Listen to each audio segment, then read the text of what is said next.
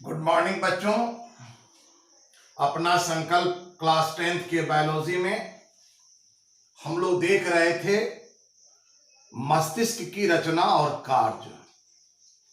इसके अंतर्गत हम लोगों ने देखा था कि मानव मस्तिष्क को रचनात्मक रूप से 3 भागों में बांटा जा सकता है और इन तीनों में अग्र मस्तिष्क की रचना हम लोगों ने देखी है। अग्र मस्तिष्क के रचना और उसके प्रमुख कार्यों को हम लोग पिछले क्लास में देखे थे। आज हम लोग देखेंगे मध्य मस्तिष्क के रचना और कार्य को, जो नियंत्रण और समन्वयन के दृष्टिकोण से बहुत ही महत्वपूर्ण दायित्व इस मध्य मस्तिष्क का होता है। मध्य मस्तिष्क की उपस्थिति की यदि बात की जाए तो इसको बाहर से देख पाना संभव नहीं होता है, क्योंकि यह स्टेम के ऊपरी भाग में और सेरिब्रल गोलार्ध के अंदर ढका होता है। स्वाभाविक है कि आप किसी छोटे वस्तु को ऊपर से यदि कवर्ड कर देंगे तो बाहर से वो दिखाई नहीं देगा, बावजूद इसके उसके अस्तित्व को नकारा नहीं जा सकता है। उसका अस्तित्व बना रहता है और क्रियाशील होता है। मध्य मस्तिष्क को रचनात्मक दृष्टिकोण से अगर देखा जाए तो ये उपस्थिति में बताया। अब उसके संगठन अर्थात रचनात्मक रूप से उसकी जो व्याख्या है वह 2 भागों में बढ़ती है, ऑप्टिक लोब और सेरेब्रल पेडंकल। ऑप्टिक लोब भी आगे चलकर 2 भागों में बढ़ जाती है। ये 2 भागों में बटी होती है और उसमें दोनों भाग को हम कालिकुलस कहते हैं, और ये जो इसका अनुप्रस्थ खांच बनता है या काट बनता है उससे एक बड़ा कैलिकुलस और एक छोटा कैलिकुलस बनता है। बड़े कैलिकुलस और छोटे कैलिकुलस के माध्यम से यह नियंत्रण और समन्वयन के 2 महत्वपूर्ण दायित्वों का निर्वहन करती है। इसका ऑप्टिक लोब का 2 इकाई हुआ, बड़ा कैलिकुलस और छोटा कैलिकुलस। बड़ा कैलिकुलस जो है वो नेत्र आंख के देखने संबंधी अर्थात दृष्टि संबंधी गतिविधियों का नियंत्रण और समन्वयन करती है, जबकि छोटी कैलिकुलस जो है वो हमारे श्रवण क्षमता, कान की सक्रियता को कंट्रोल करती है। इस प्रकार मोटे तौर पर यदि कहा जाए तो देखने, विजन और लिसनिंग, सुनने, ये 2 महत्वपूर्ण कार्य जो हमारे शरीर में संपादित होते हैं, या इन 2 कारणों से आप गौर करें कि आपके शरीर के नियंत्रण और समन्वयन में देखने और सुनने की कितनी बड़ी महत्वपूर्ण भूमिका है। आप आगे की ओर देख रहे हैं, बावजूद इसके अगर पीछे भी कोई आवाज होती है जिसको आप कान के माध्यम से सुनते हैं और उसके अनुरूप आप स्वयं को नियंत्रित और समन्वित कर पाते हैं।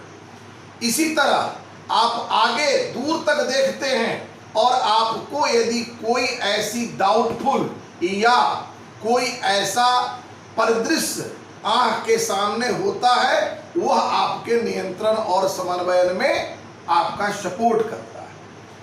दूसरा जो सेरिब्रल पेडंकल है, यह पश्च मस्तिष्क और अग्र मस्तिष्क दोनों को सामंजस्य करने में बीच की भूमिका निभाती है सेरिब्रल पेडंकल। और इस प्रकार मध्य मस्तिष्क एक ओर जहां देखने सुनने के कार्य को नियंत्रित करती है, वहीं अग्र मस्तिष्क और पश्च मस्तिष्क के बीच कोऑर्डिनेशन, सामंजस्य बनाने का काम भी करती है। अगर मध्य मस्तिष्क के संपूर्ण बातों को हम भाषा देना चाहें तो स्लाइड में आप देख सकते हैं। मध्य मस्तिष्क स्टेम का ऊपरी भाग होता है जो सेरिब्रल गोलार्ध से पूर्णतः ढका होता है। इसके दो प्रमुख भाग होते हैं, ऑप्टिक लोब और सेरिब्रल पेडंकल। ऑप्टिक लोब यह मध्य मस्तिष्क के अधर तल में स्थित एक जोड़ी लोब है।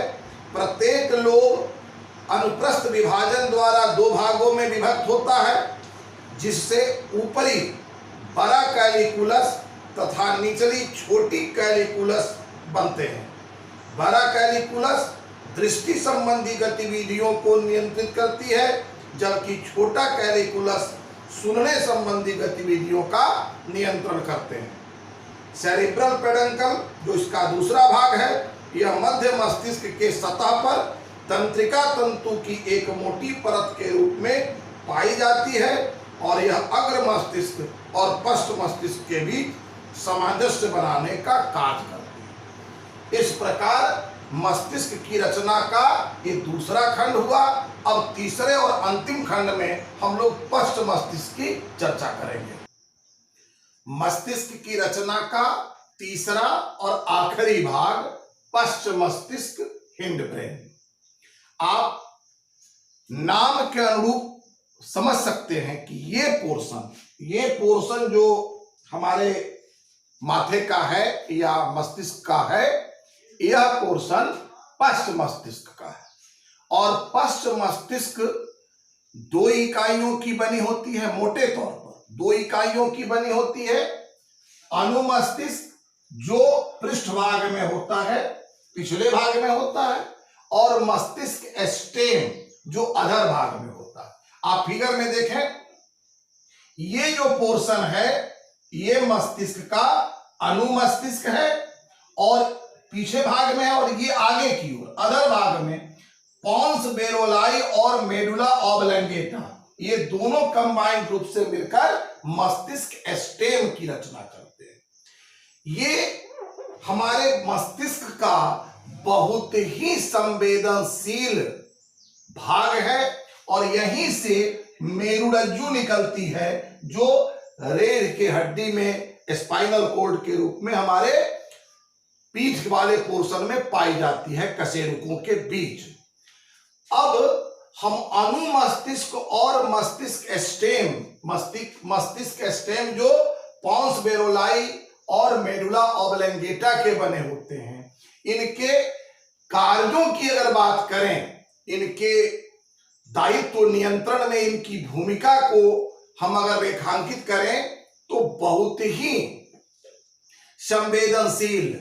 आप महसूस करें कि आपके शरीर में जितनी भी अनैच्छिक क्रियाएं, मतलब वैसी सभी गतिविधियां, वैसी सभी गतियां, वैसी सभी प्रतिक्रियाएं जिन पर आपका नियंत्रण नहीं है, जैसे छींकना, खांसना, हार्ट का मूवमेंट, पलक का गिरना, पाचन तंत्र और उत्सर्जन तंत्र के अंगों की जो गतिशीलता है, ये सभी हमारे अनैच्छिक क्रियाओं और अनैच्छिक गतियों के अंतर्गत आते हैं।